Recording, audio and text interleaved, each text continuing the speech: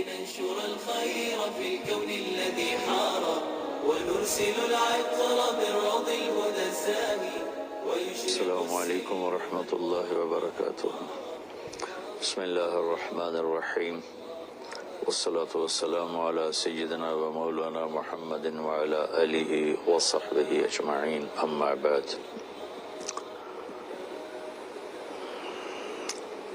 شعبان کا مہینہ چل رہا ہے اور رمضان کی آمد ہے۔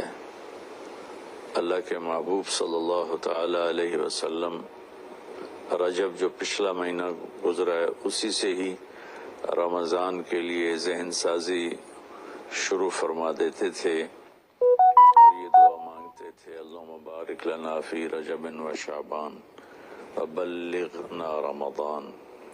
اور ایک روایت میں بارک لنا فی رمضان بھی ہے کہ اللہ ہمارے رجب اور شعبان میں برکت عطا فرما اور ہمیں رمضان کا مہینہ نصیب فرما اور ہمارے لیے اس کو بابرکت فرما۔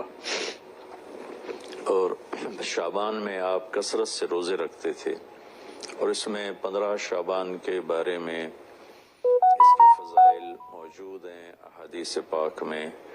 اور فیہا یفرق کل امر حکیم امرا من عندنا انا کننا مرسلین، سورہ دخان کی یہ آیت ہے شروع کی، حامیم الکتاب المبین انا انزلناہ فی لیلۃ مبارکۃ۔ تو بعض مفسرین اس سے 15 شعبان لیتے ہیں اور کچھ لیلۃ القدر لیتے ہیں۔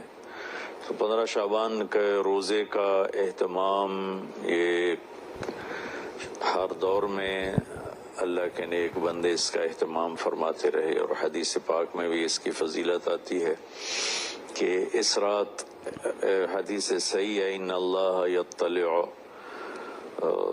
علی اہل الدنیا، اللہ تبارک و تعالی ساری دنیا کے انسانوں پر اس رات میں اپنی نظر کرم فرماتے ہیں اور ان کی بخشش کے فیصلے فرماتے ہیں، سوائے 2 شخصوں کے، الا المشرک والمشاہن۔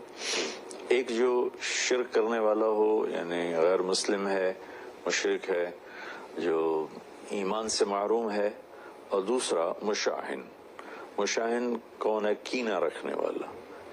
ایک دل کی کیفیت ہے بغض اور اس سے شدید ہے کینہ۔ بغض ہوتا ہے کہ مجھے کسی سے نفرت ہو گئی، اس کیفیت کا نام بغض ہے، اور کینہ اس سے شدید ہے کہ نفرت بھی ہے اور اس سے نقصان پہنچانے کا پکا ارادہ بھی ہے۔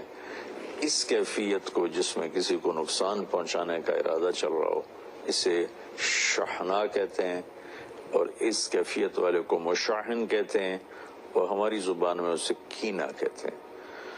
تو اس رات میں اللہ تعالیٰ بخشش فرماتے ہیں۔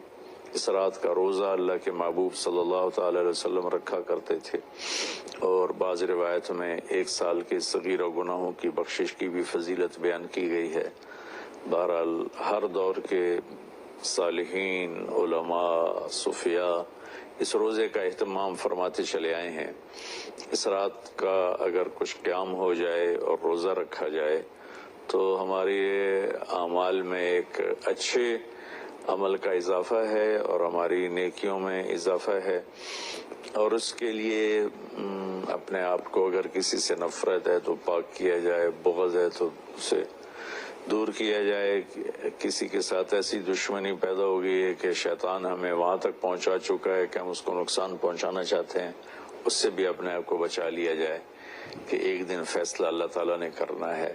اس دن حقوق العباد کی عدالت بہت سخت ہوگی۔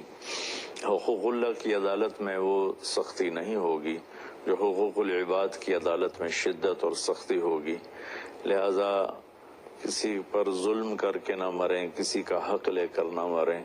ہمارے اوپر ظلم ہو یا ہمارا حق مارا جائے تو اس کا تو ہمیں بہت بڑا عوض اللہ اپنے خزانوں سے دے گے، لیکن ہم نے کسی پر ظلم کیا، ہم نے کسی کا حق مارا، برائی کے بدلے میں ایسی برائی کی کہ اپنی نیکیوں کو برباد کر دیا، تو بہت بڑے نقصان کا سامنا کرنا پڑے گا، اور وہ نقصان ابدی ہوگا۔ دنیا کے نقصان وقتی ہوتے ہیں، تھوڑی دیر کے لیے ہوتے ہیں۔ تو اس رات کے لیے کچھ جاگنے کا بھی اہتمام ہو جائے، روزہ بھی رکھ لیا جائے، اگر رمضان آ رہا ہے اس کے لیے دعا مانگی جائے، اللہ تعالی ہمارے رمضان میں برکت عطا فرمائے اور ہمیں اس کے استقبال کی اللہ تعالی ہمیں توفیق نصیب فرمائے۔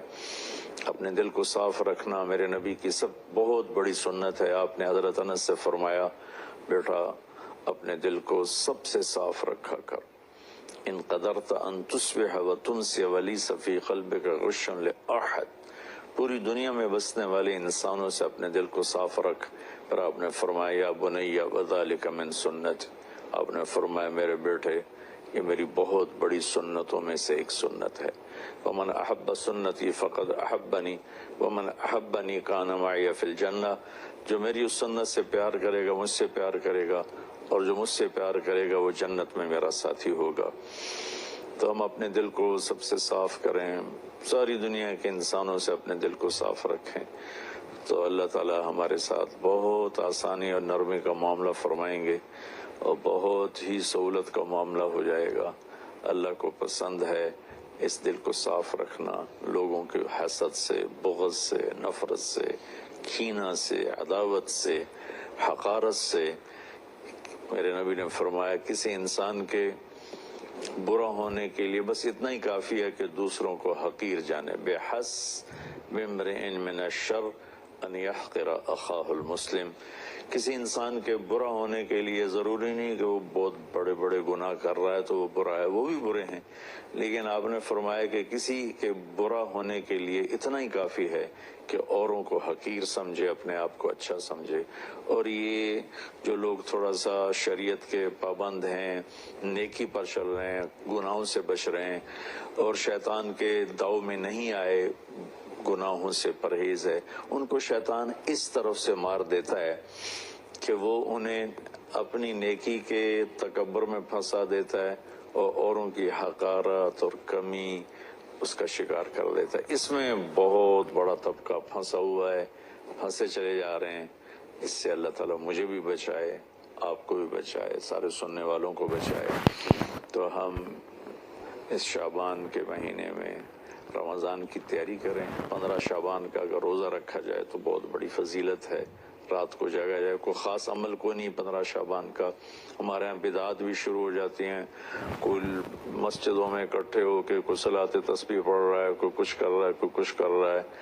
اس رات کا کوئی مخصوص عمل کوئی نہیں ہے، اس رات کا مخصوص عمل بس دعا ہے، تہجد ہے، تلاوت ہے، انفرادی طور پر ہے، اجتماعی طور پر کرنا کہیں سے ثابت نہیں ہے۔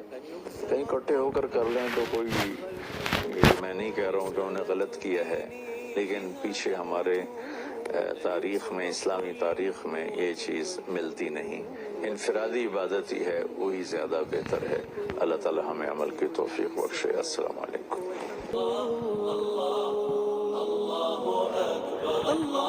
اللہ